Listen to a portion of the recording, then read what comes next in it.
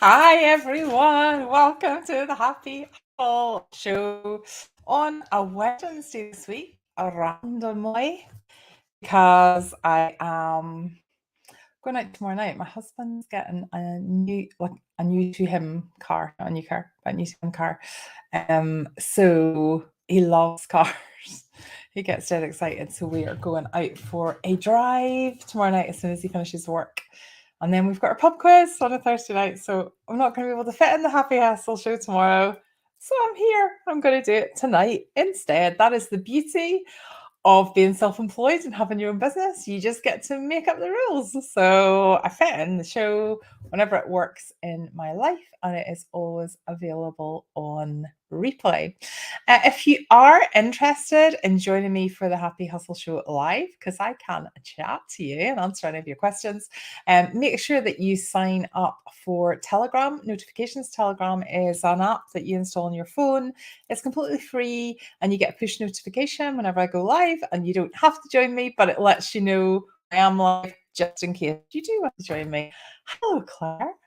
You're waiting for your bus. Oh, fab. Well, okay. I hope I can entertain you while you are having that journey. Yeah, it's a surprise because it's Wednesday, right? Not supposed to be here, but here I am. How are you coping with the heat? How is everyone coping with the heat? It's kind of calmed down a bit in Scotland. We've not got it anywhere near as bad as anybody down kind of from mid England, Wales, down the way. I don't like it. Like, I know it's such a British thing to say, but I actually, the heat in Scotland now is perfect. I'm gonna make envious. It's 16 degrees here. It's cloudless. It's quite warm. There's a little breeze. But I don't need the fan on. I've actually just closed the window and it's still lovely and bearable. When I was on holiday a few weeks ago, um, the heat was just like in air conditioning is perfect, but outside, I just don't enjoy it. I don't enjoy it being at like 30 degrees plus. Like in Vegas, it was 43, 44. I know like there's talk that, the south of England can go up like way past 30 and way beyond that at the weekend, like potentially the highest temperature ever go hitting up to 40, isn't it? Is what they're predicting. Not good. It's boiling here. Yeah, Claire, I can imagine. I've got a friend down in London at the moment, actually, and she said yeah, just like we're not used to it. I guess we're not used to it, especially with the whole Celtic skin thing that goes on in Scotland and Northern Ireland. Obviously, I got a foot in both camps there. I'm a bit blue white, so as soon as the sun comes out, I either go. That's my son. That's my ring doorbell. I either go bright red, or I just have to cover myself in sunblock. So the whole tan thing doesn't particularly work for me. Anyway, lobster. Lobster. I mean, it's lovely. We shouldn't complain about it, but I actually, yeah. Sometimes I'm glad to live in the Scottish climate, and this week is one of them. So we'll send you cooling vibes, Claire, cooling vibes down the airwaves. So tonight, I want to talk about email lists. Now, the reason, so I think you probably all know, if you've got a side hustle, you probably all know that you should be building an email list. But my question is, are you? Are you actually doing that? Oh, hi, Jilly. 23 with a light breeze. Oh, that is perfect. Yeah, that is perfect. When we did Norway, I can't remember what time of year it was. That's really bad. I think it was I think it was maybe September, and it was cooler than that. I think the summer is like the perfect time. It was cooler than that. Some days it was raining, not every day. But it was pleasant. It was pleasant. It wasn't like I'd far rather that, as I say, than it being kind of overbearing heat. Hi, Kat. We are having our inner circle call for those of you in the inner circle in 10 minutes. I will be there. Anyway, yeah, back to email lists. So I think you probably know that you should be building an email list, but are you?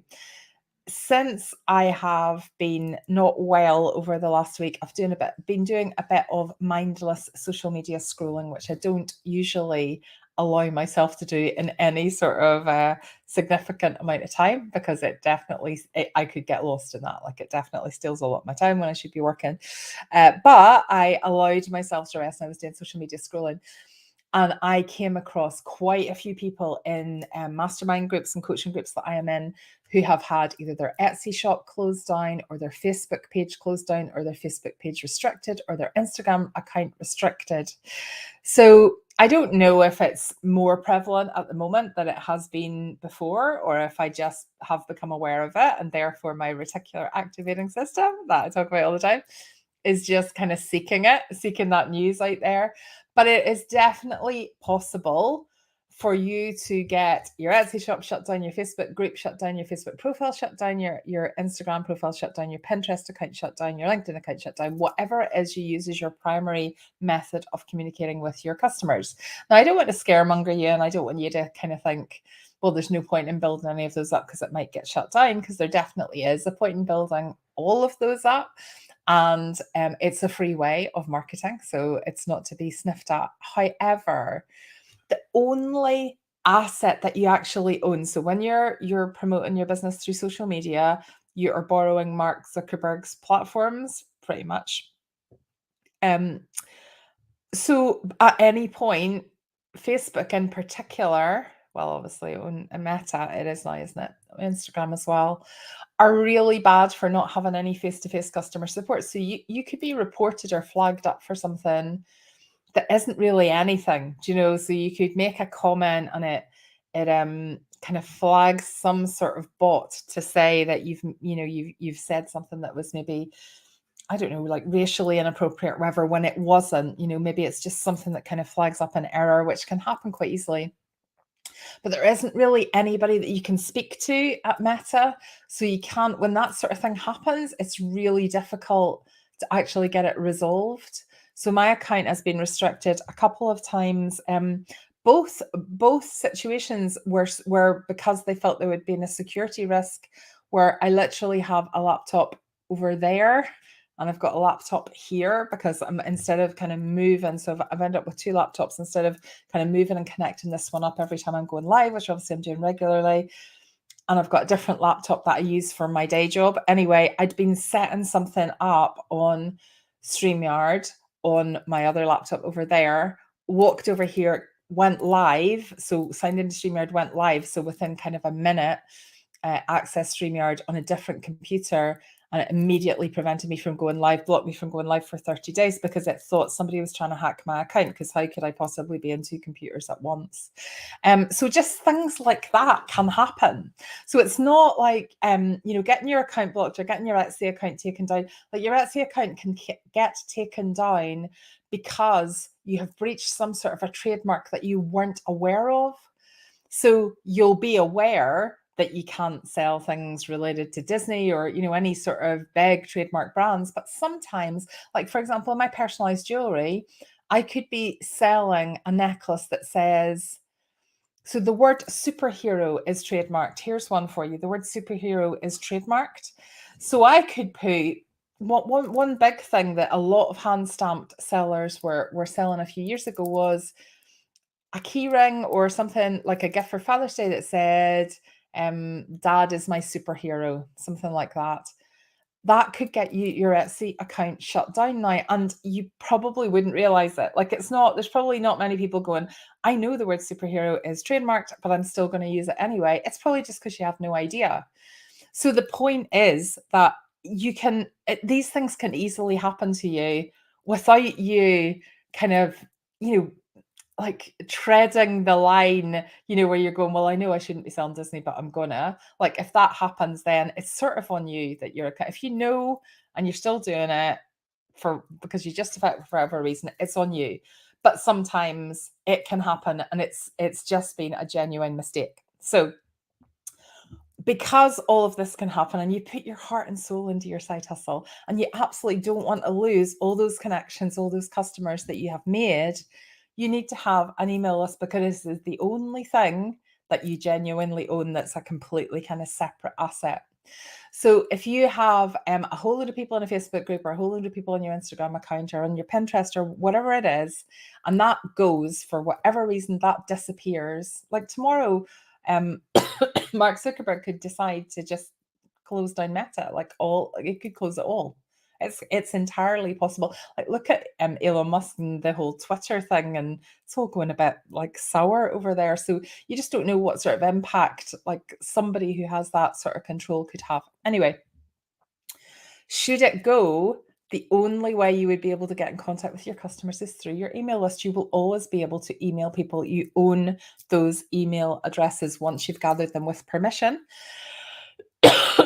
Sorry, excuse me, there is still a remnant of the whole COVID cough.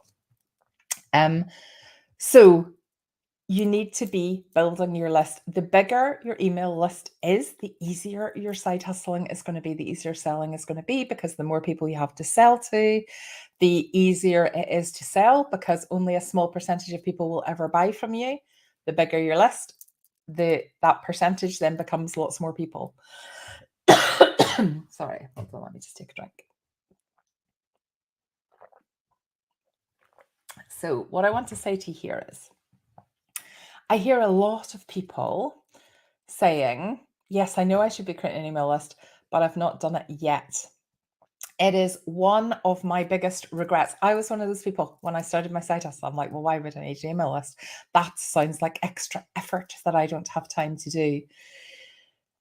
I did start one probably. In fact, I did start it pretty much at the beginning with Theta. I probably started it about a year into Keepstakes. So yeah, there was probably about a year's worth of customers that I didn't capture. And now with every subsequent business, because it's all a learning, I have learned from that, and I start an email list immediately. You want to have your super fans, the people that are keen to hear from you, the people that are really into your products and services. You want to have a way to get in contact with them. Ideally, you should be messaging them regularly, but even if you don't, I'm not great at that. Like there's a once a week email goes out to everybody that's on my list, but it hasn't been consistent over the years. I'll be upfront, it happens now, but it hasn't been consistent over the years. Even if you don't message them, you still want to be building that list. You still want to be gathering it. Even if you just message them once a quarter, you still want to be giving people the opportunity to opt in. So you've got a list of names. If you were to ever sell your side hustle, and at some point you might want an exit strategy, and we can talk about that kind of in the advanced section for those of you in the Hive. But if you want to sell a business, you have to be able to show the assets, and one of your big assets, as well as turnover and profit, of course, is your list. What are you selling there? I sold Keepstakes to somebody else when I moved on to Theta Jewelry, and one of the big selling points was the size of the mailing list that I had created of ideal customers for Keepstakes. If you haven't already got an email list set up, MailerLite is the email provider of choice. So kind of having worked with a lot of coaches who've done a lot of research into this, there are other email providers that are amazing as well, but they're paid. Definitely. So the industry consensus is not MailChimp. Definitely not MailChimp. I did used to use MailChimp years ago, but it's not the one that is recommended. MailerLite, which is free for up to 1,000 subscribers, I think, is the one that is recommended. If you have not got a MailerLite account, you have not thought about it, if this is something that's been on your mind to do at some point, I want you to set up your email list tonight, this week. I want you to make sure that you've got a way to start capturing those people.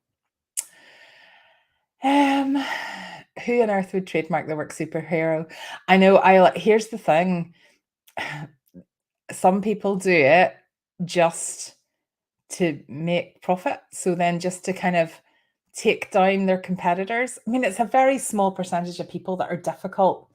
But I think superhero actually is trademarked. That one particularly is trademarked by Marvel. I think that's trademarked by Marvel. So obviously that's a very different thing. But when I'm looking at the sorts of things that I can put in hand stamped jewelry, there are definitely phrases that people use for ages. And it's just a saying. And then So it's not a saying that's necessarily come from anywhere. I don't know. I'm trying to think of an example, but whatever it is, it becomes popular because customers buy it, people like it, and then somebody decides to trademark it, and it's not them that's come up with it originally, and they shouldn't be able to, but often they do, and then they go round Etsy getting everybody else to take down their listings and saying, well, I own this now. Like, it's not good, but it happens. This is why I would like my own website. Yes, your own, of course, Claire. Yes, your own website as well. So your own website, but your own website needs to really come with a mailing list, with an email list, because you want to be using it to drive people to your website. Yes, Marvel. Cat. I started with MailChimp. I soon swapped to MailerLite. Much better. Good. Glad to hear that, Julie. Glad to hear that. Okay, it is 6 o'clock, so I need to go to start the meeting with my inner circlers. So inner circle people, I am just going to jump off here and jump on. And if you want to, I will speak to you shortly. For everybody else, please, please, please don't just go, yeah, I know I should start an email list. And I will. Every single day that you haven't started the email list, you're missing out on gathering those people that are potentially going to be your super fans. So if you haven't already, check out MailerLite. There's lots of brilliant tutorials on there. It's really easy to work out. Set yourself up a landing page, get your email address sorted, and get your email list sorted, and get that side hustle. So it's basically a great asset for your side hustle. So start building that asset now. Fab. Okay, brilliant, Kat. I'll see you whenever you can make it. Have a good week, everybody, and I will be back at some point next week. Take care. Bye.